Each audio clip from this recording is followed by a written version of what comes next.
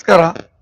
ಕರ್ನಾಟಕ ರಾಜ್ಯದ ನೂತನ ಮುಖ್ಯಮಂತ್ರಿ ಡಿ.ಕೆ. ಶಿವಕುಮಾರ್ ಅವರಿಗೆ ಅಭಿನಂದನೆಗಳು. ಇದೇ ತಿಂಗಳು 3ನೇ ತಾರೀಕಿಗೆ ರಾಜ್ಯದಲ್ಲಿ ಏನು ಹೊಸ ಸರ್ಕಾರ ರಚಿಸಿದ್ದಾರೆ, ಮೊದಲನೇ ಪಟ್ಟಿಯಲ್ಲಿ BZ ಜಮೀರ್ ಅಹಮದ್ ಸಾಹೇಬ್ರನ್ನ ಮಂತ್ರಿ ಸ್ಥಾನ ಸಿಗ್ತದೆ ಅಂತ ನಾವು ಎಲ್ಲ ನಿರೀಕ್ಷೆ ಇಟ್ಟಿದ್ದು.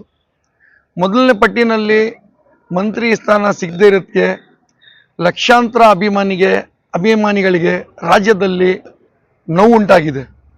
ನಾನು ಇವತ್ತು ಏನು ಹೇಳಕ್ಕೆ ಇಷ್ಟಪಡ್ತೀನಿ ಅಂತ ಹೇಳಿದರೆ, 2023 ಎಲೆಕ್ಷನಲ್ಲಿ ಏನು ಕಾಂಗ್ರೆಸ್ ಸರ್ಕಾರಕ್ಕೆ 136 ಸೀಟ್ ಬಂದಿದೆ, ಅದಕ್ಕೆ ಏನು ದೊಡ್ಡ ದೊಡ್ಡ ನಾಯಕರು ಅದಕ್ಕೆ ಓಡಾಡಿದ್ದಾರೆ.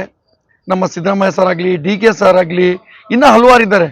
ಅದರಲ್ಲಿ BZ ಜಮೀರ್ ಅಹಮದ್ ಖಾನ್ ಸಾಹೇಬರು ಅವರು ಕ್ಷೇತ್ರನ ಬಿಟ್ಟು ಪೂರ್ತಿ ರಾಜ್ಯನ ಪ್ರವಾಸ ಮಾಡಿ ಹಲವಾರು ಕಡೆ ಹೋಗಿ ಅವರು ಕಾಂಗ್ರೆಸ್ನ ಮತ ಕೇಳಿ ಎಲ್ಲರನ್ನೂ ಒಗ್ಗೂಡಿಸಿ ಅವರು ಒಂದು ಪ್ರಮುಖ ಪಾತ್ರವನ್ನು ವಹಿಸ್ಕೊಂಡಿದ್ದಾರೆ.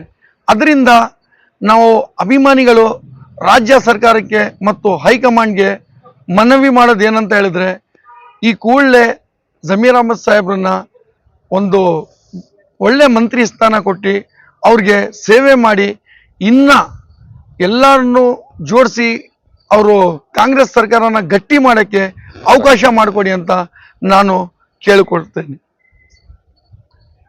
ನಾನು ಅನ್ನುಸ್ರಾ ಎಜುಕೇಷನ್ ಚಾರಿಟೇಬಲ್ ಟ್ರಸ್ಟ್ ಅಧ್ಯಕ್ಷ ನೂರ್ ಅಹಮದ್, ಮಂಡ್ಯ.